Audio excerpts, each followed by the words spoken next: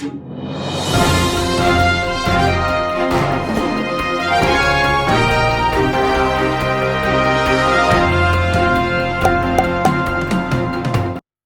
Of मानवता में दुनिया के सभी दर्शकों का बहुत बहुत स्वागत है। आज हम आप सभी के बीच में उपस्थित हुए हैं कुछ ज्वलंत मुद्दों पे बात करने के लिए।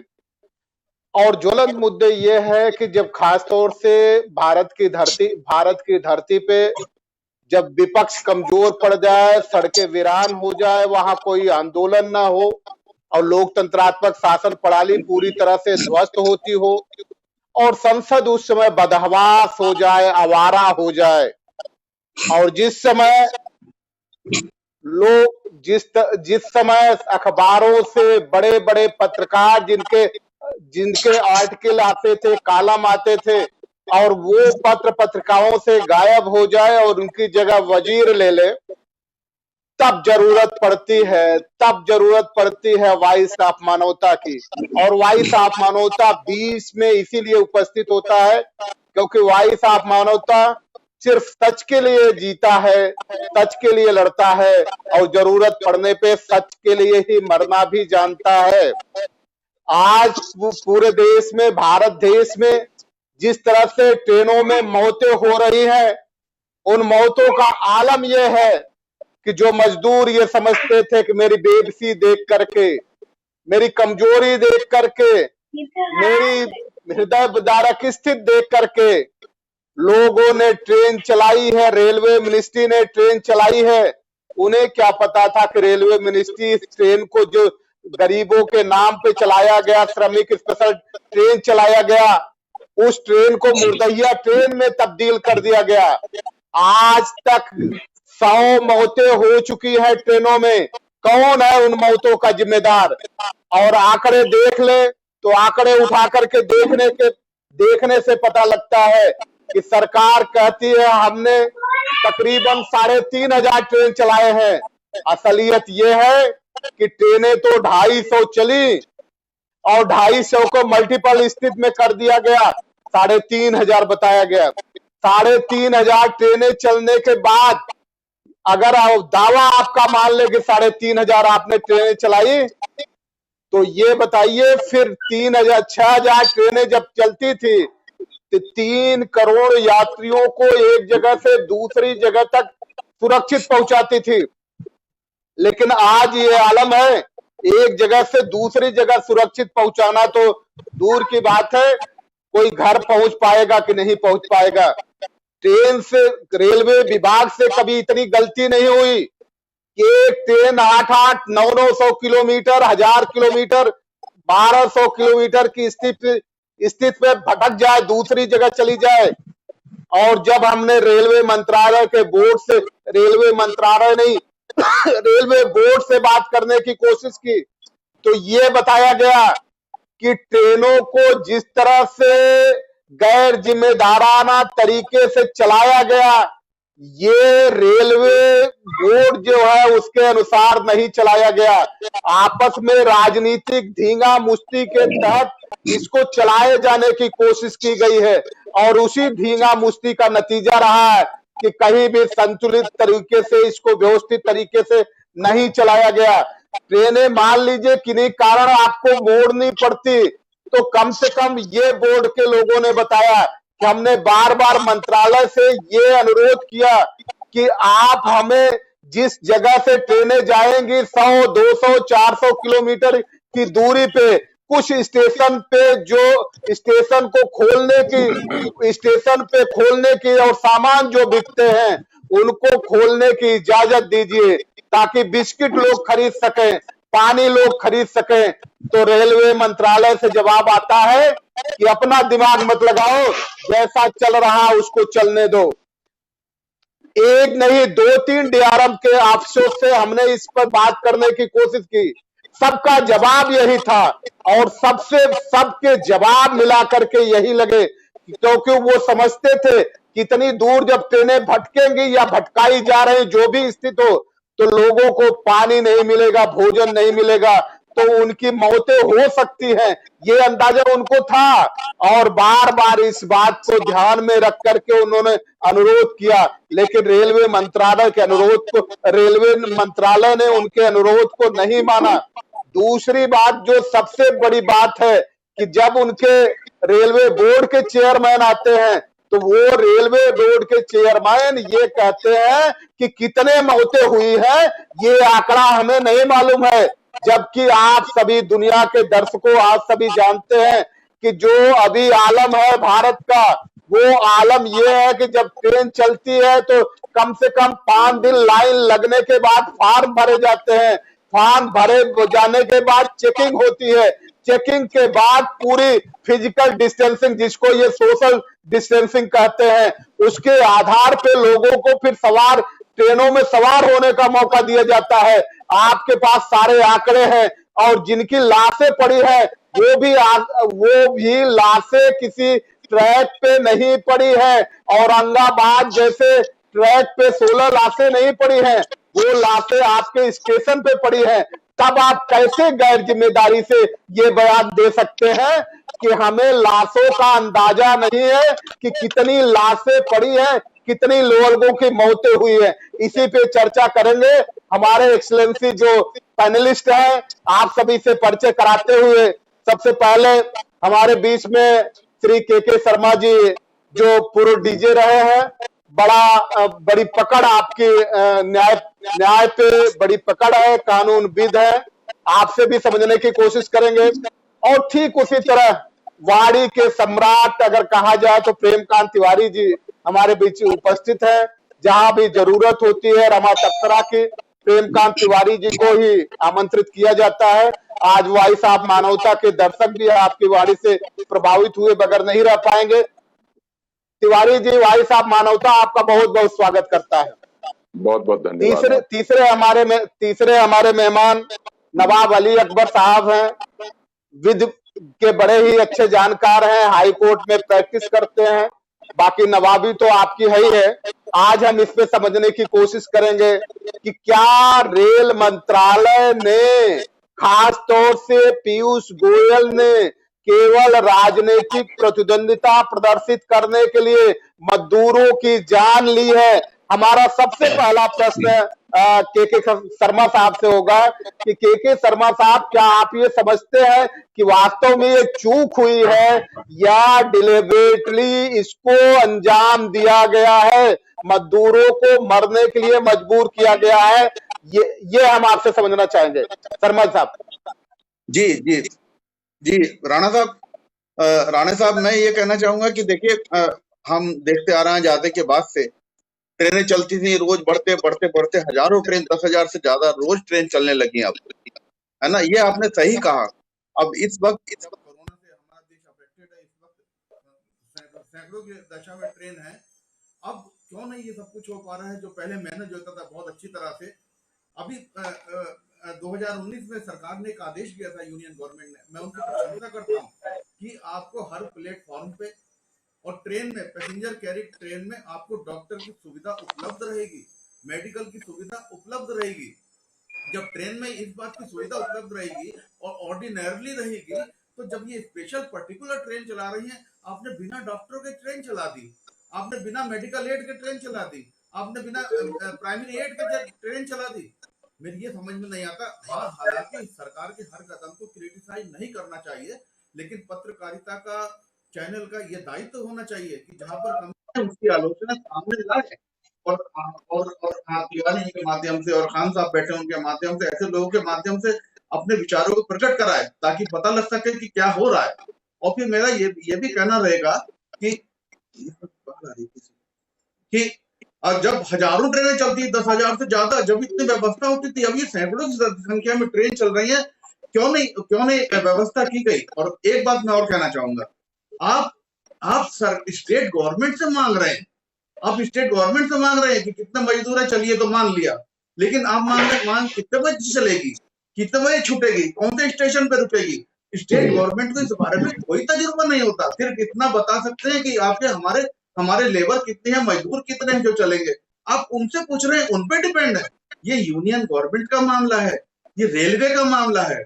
और आप फिर प्रेस कॉन्फ्रेंस करके चेयरमैन से कहलवाते हैं, रेलवे के चेयरमैन मिस्टर यादव से कहलवाते हैं कि नहीं नहीं जो मौत हुई वो मौतें कोरोना की नहीं है, सिर्फ 4 या 5 मौतें हुई हैं, आप ये कहलवाते हैं। और फिर पत्रकारिता और चैनल अगर इस बात को बताते हैं मौतों की, तो आप उनकी प्रेस कॉन्फ्रेंस में प्रेस काउंसिल के भी चेयरमैन को बिठा लेते हैं, उनसे कहते हैं कि पत्रकारिता, उनसे कहते हैं कि पत्रकारों की आप फेक न्यूज मत दीजिए, आपको कहां से न्यूज फिर मिलेगी। मेरा यही कहना है, टोटली आप डिफंक्ट है और आपने एक्सरसाइज नहीं करी, आपने स्टडी नहीं करी, आप स्टेट पे डिपेंड होकर रह रहे हैं बस, और कोई बात नहीं है। और मैं आगे बताऊंगा कि जिन जिन स्टेट में नॉन बीजेपी गवर्नमेंट है उनको आप किस तरह से क्रिटिसाइज कर रहे हैं, मैं आगे बताऊंगा, और पूछिए आप। लेकिन ये व्यवस्था करना, डॉक्टर की व्यवस्था ना करना। और फिर एक और बात, हमने देखा कि वहां पंजाब से ट्रेन चली, लुधियाना से बरेली के लिए ट्रेन चली, कितने पैसेंजर उसमें चले, और वहां कांग्रेस की गवर्नमेंट है, उन्होंने ये कह दिया कि खाना और पीना अपना साथ लेके चले। 11 घंटे का रास्ता है भाई, आप क्या बात कर रहे हैं। छोटे छोटे लोग चलते हैं, बच्चे चल रहे हैं उसमें, 2-2 2.5 साल के। एक औरत ने तो ये कहा कि प्यास बुझाने के लिए मैंने अपने बच्चों को अपने स्तन का दूध पिलाया, लेकिन कहां तक पिलाती, कहां तक वो पिलाएगी 11 घंटे में दूध, पानी की जगह दूध कहां तक पिलाएगी। बड़ा बड़ा भयावह सीन है। और मैं राणे जी आपको धन्यवाद देता हूं, आपने इस इशू पे ये बैठक बुलाई। Thank you. बहुत आते हैं फिर आपके पास लौट करके। तिवारी जी, आपसे हम समझना चाहेंगे कि एक बड़ी जबरदस्त की कलाकारी चल रही जिसको कहते हैं आंकड़े की बाजीगरी। आंकड़े की बाजीगरी है कि सरकार ने ये कहा कि हम 85% किराया हम दे रहे हैं और 15% किराया स्टेट गवर्नमेंट देती है। इसमें बाजीगरी की जो बात हम कर रहे हैं, बाजीगरी की बात ये है कि जो ट्रेन पैसेंजर ट्रेन चलती है वो हमेशा लॉस पे चलती है, और उसका लॉस भरने के लिए जो लॉस होता है वो रेलवे 85% भरती है, इसमें कोई दो राय नहीं है। लेकिन जो गुड्स ट्रेन चलती है उससे जो प्रॉफिट होता है, उस प्रॉफिट का 85% पैसेंजर ट्रेन को चलाने में भरती है ट्रेन। तो इसी आंकड़े की बाजीगरी जो पैसेंजर ट्रेन के टिकट निर्धारित किए गए हैं, किराया निर्धारित किए गए हैं, वो सब्सिडाइज रेट पे निर्धारित किए गए हैं, वो पहले से निर्धारित किए गए हैं, वो आज की कोई नई बात नहीं। फिर भी ये सरकार ये कहती है कि हम उनसे किराया नहीं वसूलते, जबकि उसी सब्सिडाइज रेट को ये कह रहे हैं कि हम नहीं वसूल रहे हैं। और आपने देखा होगा कि सारे के सारे पैसेंजर ने टिकट दिखाया तो उन्होंने टिकट खरीदा है। तो जरा ये आंकड़ों की बाजीगरी हम समझना चाहते हैं कि आखिर ऐसा क्यों कर रही है रेलवे मंत्रालय। तिवारी जी, ये आंकड़ों की बाजीगरी नहीं पा रही है ज्यादा। मैं समझता हूं कि इसमें पूरे तौर से सरकार को ईमानदार होना चाहिए और सरकार को पूरे तौर से इसमें जनता के साथ में हमदर्द बन करके अपनी भूमिका का निर्वाह करना चाहिए। अगर हमदर्द बन करके अपनी भूमिका का निर्वाह नहीं करेगी सरकार, तो कुल मिलाकर के उद्देश्य पूरा नहीं हो पाएगा। मेरी आवाज आ रही है ना आपके पास? जी जी जी तो, जी जी हाँ जी, आ रही। तो मैं एक बात ये कहना चाहूंगा कि कई बार तो ऐसा हुआ है, देखिए श्रमिक स्पेशल ट्रेन्स जो चलाई गई, वो श्रमिक स्पेशल ट्रेन्स जब चलाई गई तो एक तो उसी में बहुत सामंजस्य की जरूरत थी, बहुत अच्छे तालमेल की जरूरत थी राज्य सरकार और केंद्र सरकार के बीच। पहली तो बात एक ये कि उन मजदूरों को जब पहले तो कोशिश ये की गई कि जहां है वहीं रहें, और वहीं रहने के बाद में जब देखा गया कि बहुत से लोगों को बेरोजगारी का सामना करना पड़ रहा है और फैक्ट्री के मालिकान ने निकाल दिया, कहा कि अब फैक्ट्री बंद है, प्रोडक्शन बंद है, तो आपकी तनख्वाह नहीं मिलेगी, और ये सब कुछ जब चीजें हो गई, वो भूखे प्यासे अपने उन कार्यस्थलों पर, उन जगहों पर, उन शहरों में ही उनकी ऐसी स्थिति हो गई कि निराशा भी हो गई और उनकी जो बुनियादी जरूरतें थी वो भी पूरी नहीं हो पा रही थी। अब उनके सामने ये समस्या आई कि हम कोरोना से मरे या भूख प्यास से मरे, या हम कैसे क्या कहें, और रहने की जगह नहीं, खाने का कोई साधन नहीं, पीने का कोई व्यवस्था नहीं, तो बहुत से आप लोगों ने देखा कि पैदल चल पड़े और हजारों हजारों की तादाद में पैदल चल पड़े। अब आ जाती है कि अगर रेलवे ने ये व्यवस्था की, तो रेलवे ने अगर ये व्यवस्था की तो उस मामले में बहुत ही संगठित तरीके से ऐसी एक व्यवस्था होनी चाहिए थी। और इसमें रेलवे केंद्र का विषय है, रेलवे केंद्र का विभाग है। अभी मैं शर्मा जी को सुन रहा था, शर्मा जी ने बहुत सही बात कही। तो वो कुल मिलाकर के राज्य सरकार के ऊपर वो जिम्मेदारी बहुत कम आती है। और आपके पास जी प्रशिक्षित प्रशिक्षित कर्मचारी होते हैं, प्रशिक्षित अधिकारी होते हैं, पूरा प्रशिक्षित विभाग होता है। आपने भी राणे साहब बिल्कुल एक चीज जो पॉइंट आउट की, आपके कहने से बिल्कुल साफ सिद्ध होता है, जाहिर होता है कि पैसेंजर ट्रेन जब चलती है तो वो रेलवे की लायबिलिटी है, और जी जो गुड्स ट्रेन है वो असेट है। गुड्स ट्रेन जी आमदनी देती है और पैसेंजर ट्रेन जो है वो आपकी एक तरीके से खर्चा उसमें ज्यादा होता है, आमदनी कम होती है। और एक तरीके से वो एक सामंजस्य बनाए रखने के लिए, लेकिन जरूरत तो दोनों ट्रेन की चलाने की है। गुड्स ट्रेन भले ही वो आपके लिए दुधारू गाय है और ये भले ही आपके लिए जिम्मेदारी पड़ जाती है, तो ऐसे में स्थिति ये पड़ जाती है कि आपको एक सामंजस्य की जरूरत होती है।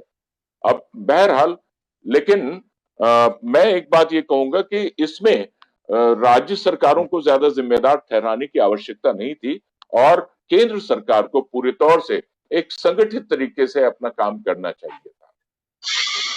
जी जी नवाब साहब, हम आपके पास आ रहे हैं और आपसे समझने की कोशिश कर रहे हैं कि इन ट्रेन में जो बद इंतजामिया की गई है, हुई नहीं है, इसके पीछे कहीं ये मंशा तो नहीं कि जो सरकार बार बार सोचती थी कि ट्रेनों का निजीकरण किया जाए, तो यही एक अवसर दिख रहा था कि रेलवे विभाग को, रेलवे जो बोर्ड है उसको बदनाम करके रेलवे के निजीकरण किया जा सकता है। क्या इस रणनीति के तहत ये मौतें तो नहीं कराई गई या हत्याएं तो नहीं की गई नवाज साहब? नहीं, देखिए ये पूरी तरह से नेग्लिजेंस है और इसकी पूरी जिम्मेदारी रेल मंत्री पे जाती है। और हमारे समझ से ये क्रिमिनल एक्ट भी आता है और इस पे एफआईआर होना चाहिए कि जिस तरह से मौतें हुई ये गैर इरादतन हत्या में नहीं आएगा, ये इरादतन हत्या में आएगा। क्योंकि जिस तरह आप खुद सोचिए, जो ट्रेन 2 दिन में पहुंचना चाहिए था वो 8-8, 9-9 दिन में अपने स्थान पे पहुंच रही है। भाई कभी आज तक इतने सालों में जब से ट्रेन चल रही है, कभी ये नहीं सुना गया, कभी ऐसी गलती हो सकती है कि एक स्टेशन ट्रेन आगे निकल जाए, लेकिन 4-4, 6-6 दिन का फर्क हो जाए, जाना कहीं है, वो जा रही है उड़ीसा, अब बरेली जाना है, उड़ीसा पहुंची जा रही है ट्रेन। इतना फर्क तो कभी हुआ ही नहीं आज तक, ना कभी सुना गया पूरे रेलवे के इतिहास में। आप जहाँ 3 करोड़ लोग डेली लाने ले जाने का दावा करते हैं और वहां आप कुल उस पे 1200 कुछ लोग एक ट्रेन पे मानिए हर बोगी 18 बोगी लेके चल रहे हैं आप, तो 1200 कुछ लेके आप कह रहे 80 लाख रुपया मेरा खर्चा आ रहा है ट्रेन चलाने में, यानी 6000 कुछ रुपए का टिकट एक उस पे मजदूर पे खर्चा आ रहा है, और आप उसके खाने पीने की व्यवस्था नहीं कर पा रहे हैं जो 10-15 रुपए की होना है। इतना लंबे आप खर्चा कर रहे हैं और इस तरह से ट्रेनों को घुमा रहे हैं। कोई ट्रेन अपने समय से नहीं पहुंची, जहां आप कह रहे हैं 1 मई से लेके 24 मई में हमने 37,000 मजदूरों को अपने स्थानों पे पहुंचाया, लेकिन कोई भी ट्रेन अपने समय से नहीं पहुंची। 2-2, 3-3 दिन लेट पहुंची है ट्रेनें, जबकि सारे रूट खाली है। इतनी ट्रेनें जब चलती हैं तो सब समय पे चलती हैं, 1-8 घंटा लेट हो जाती है कभी कभार ट्रेन। लेकिन इस तरह से नेग्लिजेंसी की गई है जिससे लग रहा है कि ये प्रायोजित है कि कोई किसी तरह के साजिश की बू आ रही है इस तरह के उससे। तो ये आपका भी ये कहना हो सकता है निजीकरण करने के लिए इस तरह की तैयारी हो, लेकिन जितने लोग मरे हैं इनका हर हर ट्रेन में यात्री जो भी सफर करता है, अब इनको सबको मुआवजा देना चाहिए, कम से कम 10-10, 15-15 लाख रुपया हर मरने वाले को। एक एक ये जीआरपी के अंदर मौतें आती हैं, ये रेलवे पुलिस के अंडर में आएगा, तो रेलवे की है तो इसमें एक एक नौकरी देना चाहिए हर परिवार को। तो अब आगे देखिए क्या होता है, लेकिन जो भी किया गया है इसकी पूरी जिम्मेदारी रेल मंत्रालय को, मंत्री को लेके उनको तो इस्तीफा देना चाहिए। इससे पहले हमने बताया था कि एक एक्सीडेंट में लाल बहादुर शास्त्री जी ने इस्तीफा दे दिया था कि हम ये एक्सीडेंट हो गया। ये आप देखिए पुराने राजेंद्र प्रसाद बाबू जब राष्ट्रपति हुआ करते थे तो वो फटी चादर पे लेटा करते थे, किसी ने कहा चादर बदल लीजिए तो उन्हीं ने कहा कि जब हमारे गरीब लोग टाट पे जमीन पे सो रहे हैं, फुटपाथ पे सो रहे हैं, तो हम चादर कैसे बदल के सो सकते हैं। ये सोच थी हमारे राजनेताओं की और बड़े लोगों की। आज के देखिए यहाँ के जो जनता उन पे विश्वास करके वोट दे के उन पे पूरा विश्वास करी, आप उन्हीं की हत्या करे दे रहे हैं। समय से कोई ट्रेन पहुंची नहीं अपने स्थान पे, भूखे प्यासे नवाब साहब फिर बिलखते लोग पहुंच रहे हैं। नवाब साहब फिर हम आपके पास लौट के आ रहे हैं। नवाब साहब हम फिर लौट के आते हैं। शर्मा जी हम आपके पास आ रहे हैं प्रश्न, अगला प्रश्न लेकर के। चूंकि जिस तरह से नवाब साहब ने ये कहा कि 10 लाख रुपए 15 लाख रुपए उनको मुआवजा देना चाहिए, तो ये बात सभी के दर्शकों को संज्ञान में लाना आवश्यक है कि 6 सितंबर 2016 को, 1 सितंबर को ये प्रोविजन आया था, 6 सितंबर 2016 को बकायदा जीओ बन गया था कि जो भी यात्री टिकट खरीदता है उसका इंश्योरेंस हो जाता है और मौत पे या गंभीर रूप से घायल होते 100% हैंडीकैप्ड होने पे 10 लाख रुपए का उसको मुआवजा मिलता है, और जब डिसएबिलिटीज होती है तब उसको 7.5 लाख का मुआवजा मिलता है। लेकिन ये किन परिस्थितियों में मिलता है? जब ट्रेन का एक्सीडेंट हो जाए, डकैती हो जाए, छिनैती हो जाए, अर्जेंस वगैरह हो जाए और लूट हो जाए। लेकिन ये तो बकायदा हत्या की प्लानिंग करके हत्या की गई है, ये नेग्लिजेंस नहीं होमोसाइड है। नेग्लिजेंस अगर ये होता तो 10 लाख का मुआवजा ठीक है, पर्याप्त हो जाता। ये होमोसाइड है। होमोसाइड में 10 लाख का मुआवजा किस बात का? होमोसाइड में तो कम से कम 50 लाख का, 1 करोड़ का मुआवजा होना चाहिए, कम से कम 50 लाख का मुआवजा, और रेल मंत्री के खिलाफ एफआईआर होना चाहिए क्योंकि ये होमोसाइड का मामला है। आप इसे किस दृष्टि से देखते हैं? जी आप सही कह रहे हैं। क्वांटम भी आपने सही बता दिया, थोड़ा ज्यादा है, लेकिन मैं तो ये कहता हूं कि जब 20 लाख करोड़ का पैकेज के नाम पे आप देने की बात करते हैं तो और ये जो बेचारे ट्रेनों में मरे हैं, जो आपकी गलती से मरे हैं, इनको वाकई में ज्यादा पैसा देना चाहिए, जितना कम से कम 15-20 नवाब साहब ने कहा है, और ज्यादा बढ़ा के देना चाहिए। और देखिए एक इनकी बात कंट्राडिक्टरी देखिए, आप कह रहे हैं हमने एडवाइजरी जारी करी थी जिसमें 8-10 साल के बच्चे ट्रेन में न चलें, 65 साल से बुजुर्ग ट्रेन में न चलें। अरे भाई कमाल हो गया, पेरेंट्स तो चलें और बच्चे ना चलें, ये कौन सी बात हुई?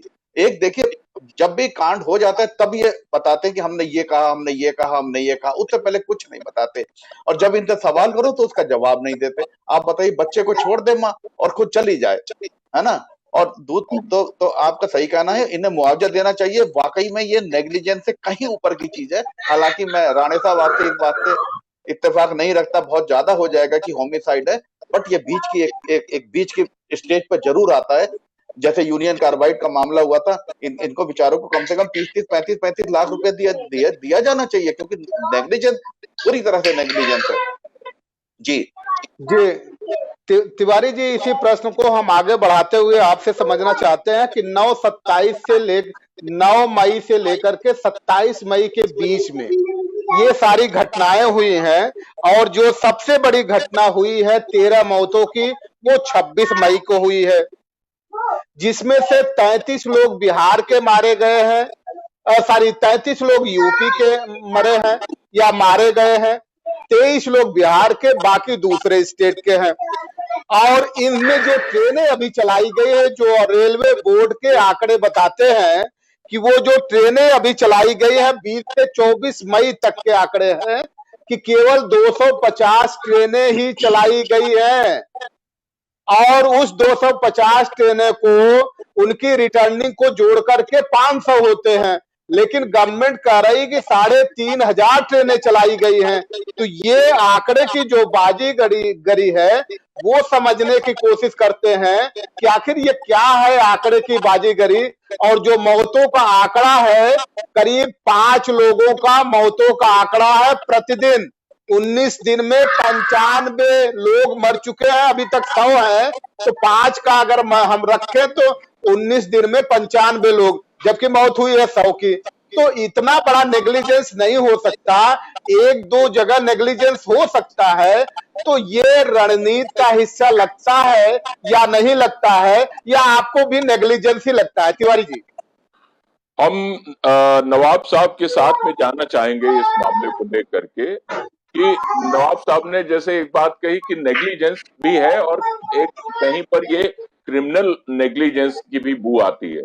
और एक बात में हम शर्मा जी के साथ जाना चाहेंगे कि शर्मा जी ने कहा कि जैसे इशारा किया आपसे कि इतनी कठोर सोच न रखिए, थोड़ा सा नरम रखिए, अपने आप को उदार रखिए कि पूरे तौर से साजिश या हत्या जैसे शब्द का इस्तेमाल करना वो थोड़ा हम उससे सहमत नहीं है। लेकिन एक बात तो जरूर है कि कुल मिलाकर के ये बात तो सही है। अभी आपने देखा मीडिया के पूरे मीडिया में आया कि किसी भी तरीके से पैसेंजर से एक पैसा नहीं लेना चाहिए।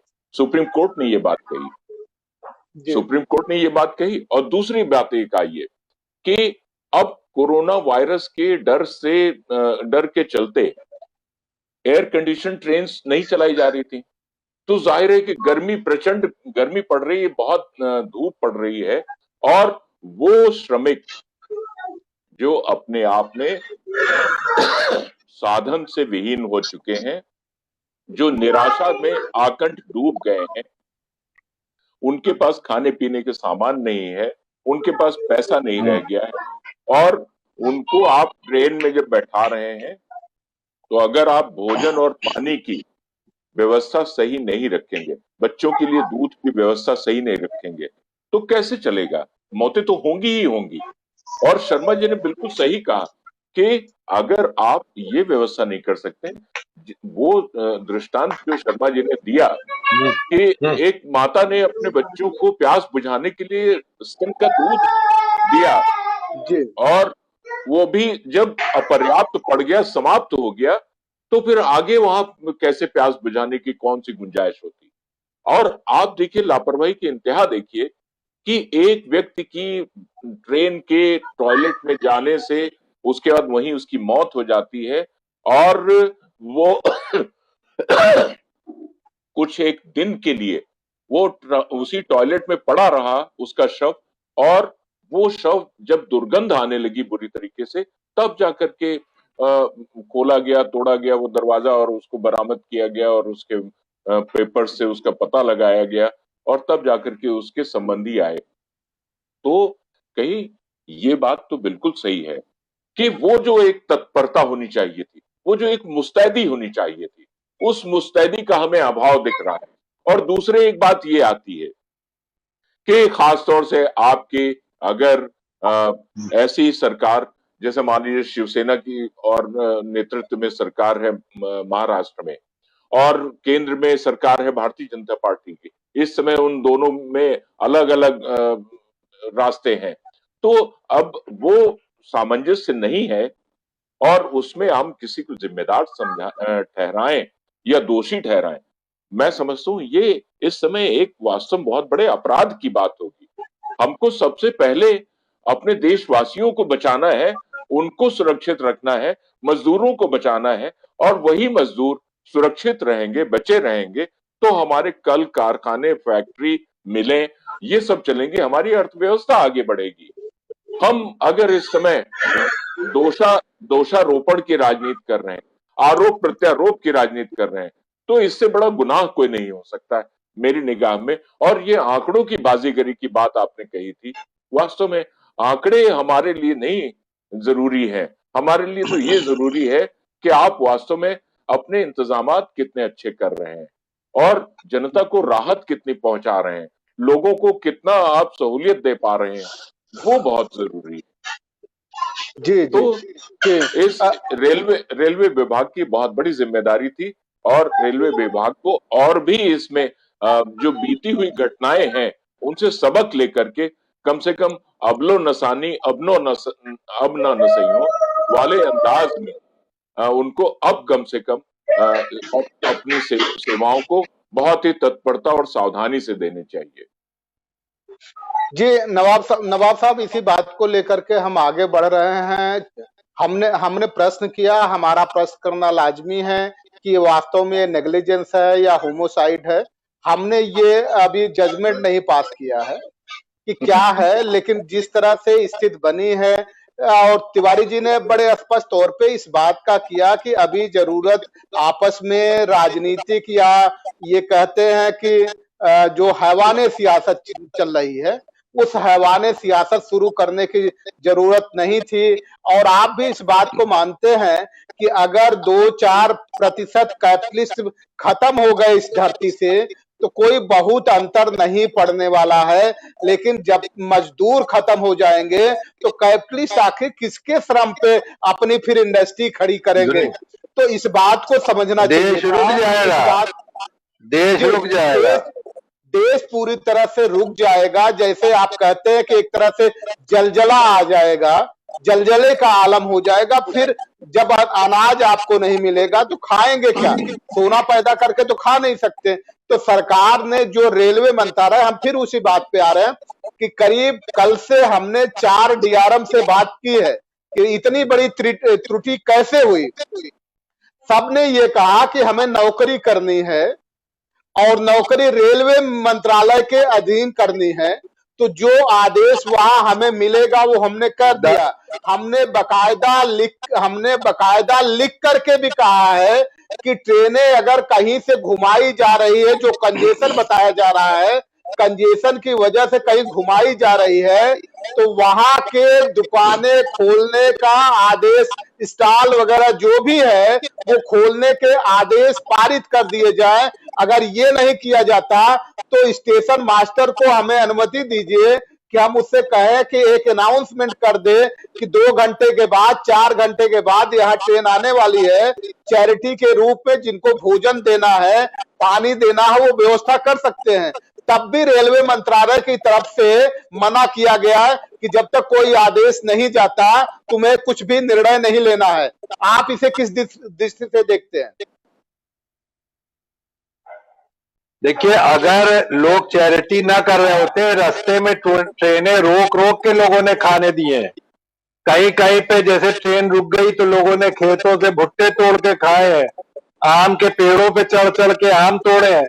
अगर लोग चैरिटी ना कर रहे होते, ये 100 का आंकड़ा हजारों में पहुंच चुका होता। ये अभी जिस तरह से हमारे शर्मा जी कह रहे थे, हमारे प्रेमकांत तिवारी जी कह रहे थे, तो हम पूरी तरह से इन लोगों की बात से सहमत हैं कि जिस तरह से ये नेग्लिजेंसी हुई है, क्रिमिनल नेग्लिजेंस है, तो बिल्कुल सही है। जिस तरह से लोगों ने, हम बहुत ही उन लोगों के शुक्रगुजार हैं कि जिस तरह से लोग आगे बढ़ चढ़ के हिस्सा ले रहे हैं और गरीब मजदूरों को ट्रेनें रोक रोक के, बहुत गरीब लोग इस तरह के काम कर रहे हैं। जो रेलवे के किनारे बस्तियां होती हैं, वो आप जाहिर सी बात है वो कोई बहुत अच्छे लोग, संपन्न लोग नहीं होते हैं। वो लोग अपने यहाँ जुटा के किस तरह से ट्रेन में भूखे लोगों को खाना दे रहे हैं। आपने कई वीडियोस देखे होंगे इस तरह के। लेकिन बहरहाल जैसे भी हो, रेलवे को पूरी जिम्मेदारी लेना चाहिए। अब इसको सही है, और कहीं जब इतनी कम ट्रेनें चल रही हैं तो कहाँ से ट्रेन घुमाने की जरूरत पड़ रही है? सारे ट्रैक खाली पड़े हुए हैं। वो कह रहे हैं कि हम कंजेशन था, तो कहा का कंजेशन जब ट्रेन ही नहीं है, थोड़ी सी 350 ट्रेनें चल रही हैं, तो कहाँ से इतना बड़ा कंजेशन हो जाएगा कि आपको 2 दिन की ट्रेन 9 दिन में पहुंच रही है। इसके लिए एक बात हम खाली कहेंगे, हमारे प्रेमकांत जी इसको खासकर सुनिए कि गुल चढ़ाएंगे लहर पे जिनसे ये उम्मीद थी, वही पत्थर रख गए सीने पे मर जाने के बाद। ये वो हाल है लोगों को। वाह वाह वाह। कि सरकार पे जितनी उम्मीद करते थे लोग, तो वो सरकार ने कुछ नहीं किया, खाली लाशें लाशें नजर आ रही हैं। और हम एक बात कहेंगे कि हम लोगों के साथ दारापुरी जी भी जुड़े हुए हैं, शायद आप उनसे कुछ पूछना भूल गए या क्या है, क्या कनेक्शन नहीं है पता नहीं, लेकिन हम लोग उनके भी व्यू सुनना चाहेंगे। तो हम चाहेंगे कि आप उनसे भी कुछ पूछ लें, दारापुरी साहब से भी। दारापुरी साहब आवाज आ रही है आपको? दारापुरी साहब आवाज आ रही है आपको? आवाज नहीं आ रही है दारापुरी साहब की हम तक।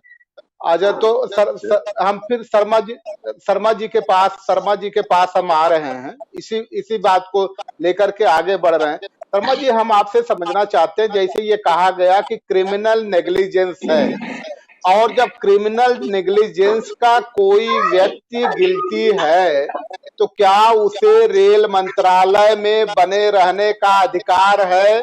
नैतिकता की बात नहीं कर सकते कि वो नैतिक आधार पे स्वतंत्र होकर के निर्णय लेंगे और मंत्रिमंडल से इस्तीफा देंगे, नैतिकता की बात नहीं कर सकते हम, क्योंकि वो नैतिकता खत्म हो गई। तो क्या जो प्रधानमंत्री जी तो खैर विलुप्त है, प्रधानमंत्री जी तो खैर विलुप्त है इस देश से, प्रधान सेवक और चौकीदार जी हैं, क्योंकि अभी तक प्रधानमंत्री ये देश तलाश रहा है। तो क्या उनकी जिम्मेदारी नहीं बनती कि इस क्रिमिनल नेग्लिजेंस पे उनके खिलाफ जो क्राइम बनता है एफआईआर कराएं और उनको मंत्रिमंडल से तुरंत सैक करें? मैं राणे साहब, मैं इस मामले में बहुत इस वक्त जो माहौल चल रहा है उसमें बहुत मॉडरेट थिंकिंग का हूं, और मैं समझता हूं कि इस्तीफे की मांग करना इस दौर में और इस वक्त पे जब हमारा देश इतनी बुरी परिस्थिति से गुजर रहा है शायद ठीक नहीं होगा। और मैं ये भी समझता हूं कि देखिए, माननीय मंत्री जी तो ट्रेन चला नहीं रहे थे, पीयूष गोयल साहब ट्रेन नहीं चला रहे थे, चला तो कर्मचारी रहे थे और नीचे के लोग मैनेजमेंट कर रहे थे।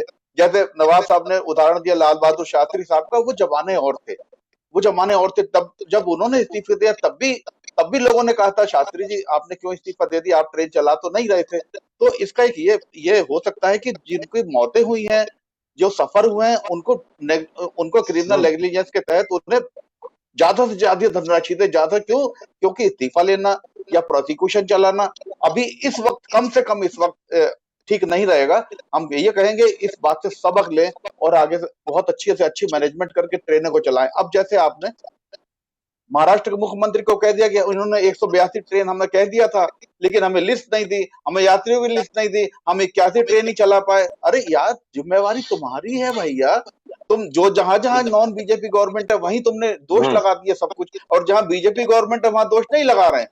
क्या पांच राज्य है बस वही दोषी हैं ट्रेन में कुव्यवस्थाओं के लिए? तो मेरा आपको यही जवाब है राणे जी। एक तो मैं एक बात कहना चाहूंगा, अगर गवर्नमेंट को सपोर्ट करने वाले भी यहाँ पे कोई होते तो बड़ा अच्छा लगता, उनका भी वर्जन सामने आता, क्योंकि आप तो पत्रकार हैं, आप ये हमें लाए हैं, आप अपना तो आप हिंट देंगे ही कहाँ में बोलना है, लेकिन माननीय तिवारी जी और नवाब साहब और हम ये कह सकते हैं कि हम उनके क्रिटिसाइज कर रहे हैं, क्रिटिसाइज करना भी चाहिए, बट उन्हें डिफेंड करने के लिए भी कोई होना चाहिए। तो चलिए, कोई नहीं है इस वक्त, कोई बात नहीं, लेकिन फिर मेरा कहना है क्रिमिनल नेग्लिजेंस जरूर है, लेकिन इस वक्त जो लोग मरे हैं, उनके घर वालों को ज्यादा से ज्यादा पैसा दे, कंपनसेशन दे, नहीं तो क्या रिजल्ट होगा? नहीं तो ये रिजल्ट होगा, अभी तो इन मजदूरों को लाने के लिए फिर आपको ट्रेन चलानी पड़ेगी, फिर कोई मजदूर उसमें बैठ के राजी नहीं होगा। देखना कहाँ अर्थव्यवस्था चली जाएगी।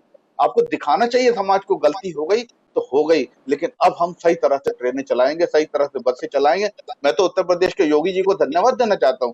जब लुधियाने से ट्रेनें बरेली पे आई हैं तो उन्होंने वहां पे खाना पानी व्यवस्था सब चलाई, लेकिन 11 घंटे के रास्ते में जो पानी नहीं मिला, 11 घंटे के रास्ते में जिस औरत की छाती में दूध खत्म हो गया, उसने बच्चे की प्यास मिटाने के लिए, उनका क्या होगा? आपने ट्रेन में डॉक्टर क्यों नहीं चलाए जब पता था कोरोना का महासंकट चल रहा है और कोरोना ना हो और भी बीमारी हो सकती है? आपने क्यों नहीं फर्स्ट एड बॉक्स रखे कुछ? लेकिन फिर मेरा यही कहना है कि उनको ज्यादा से ज्यादा कंपनसेशन दिया जाए और इससे सबक ले लें कम से कम, क्योंकि इस गवर्नमेंट में कोई जिम्मेवारी लेने के लिए तैयार नहीं है।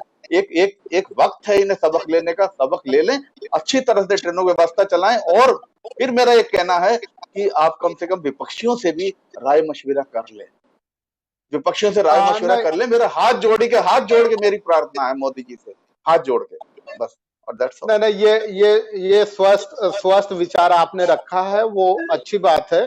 तिवारी जी के पास हम इसी प्रश्न को बढ़ाते हुए आ रहे हैं कि तिवारी जी, जिस तरह से रेलवे ट्रेन चलने से पहले ही रेलवे मंत्रालय ने बकायदा, और हम हमारे जो मरकजी हुकूमत के तमाम वजीर हैं, उन्होंने बकायदा इस बात का ऐलान किया था कि ट्रेन इंड टू इंड चलेगी और उसमें जो खाने पीने की व्यवस्था होगी वो दुरुस्त होगी। बावजूद, इस दावे के बावजूद भी अगर उनको खाने पीने की व्यवस्था नहीं की गई तो क्या इसको साधारण नेग्लिजेंस मान करके हम इतफरी कर सकते हैं? नहीं, इसको साधारण उपेक्षा नहीं माना जाएगा। ये बहुत बड़ी चीज है और जिंदगी जो आधार है, जो बुनियादी आधार है, भोजन के बगैर तो जिंदगी नहीं चलती, पानी के बगैर तो जिंदगी नहीं चलती। तो आपने उन जो बुनियादी जरूरतों को ही, उन बुनियादी सहूलियतों को ही जब नहीं उपलब्ध कराया, मैसर कराया, तो जाहिर है कि ये बहुत बड़ी एक क्रिमिनल नेग्लिजेंस है।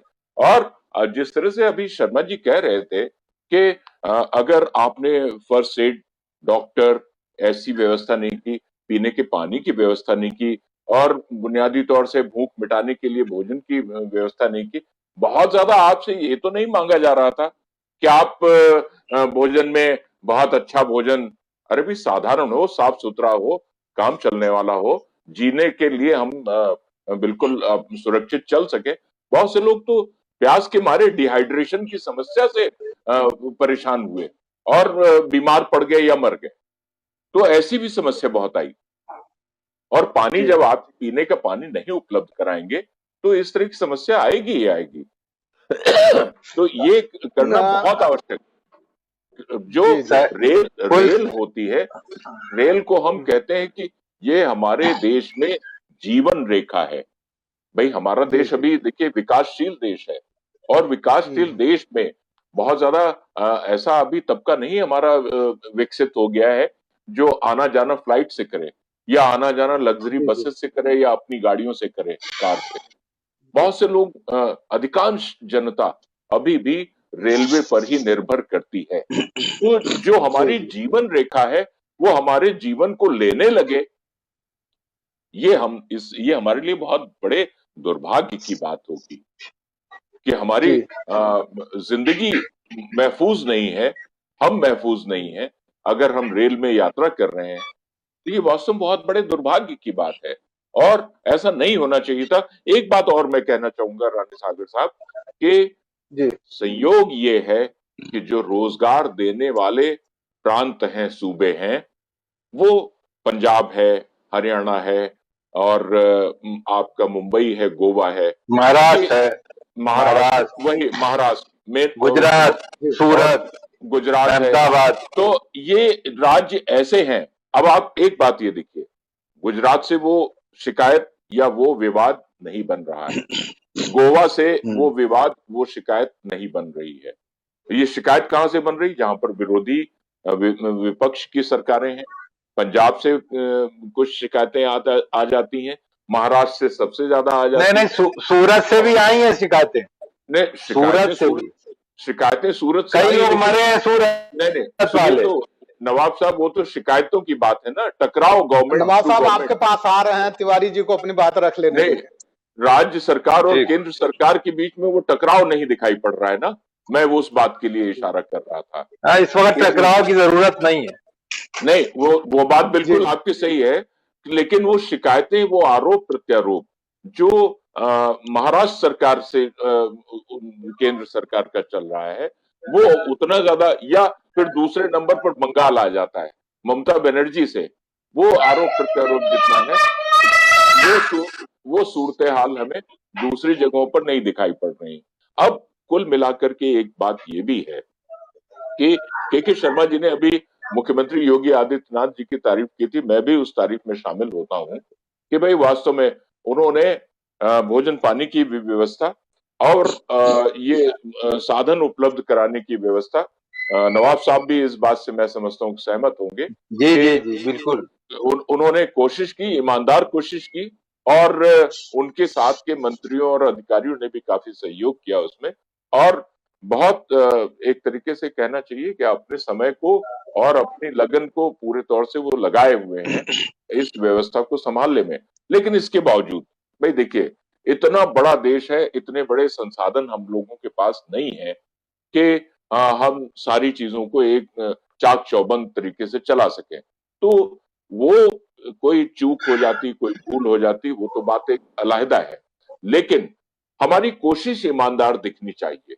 और शायद जी ये जो रेल डिपार्टमेंट को लेकर के, ये जो मौतों को लेकर के ये जो मसला दिख रहा है, इसमें सबसे बड़ी जो चूक है वो सामंजस्य की है, वो तालमेल की है, और वो होमवर्क न करने की है।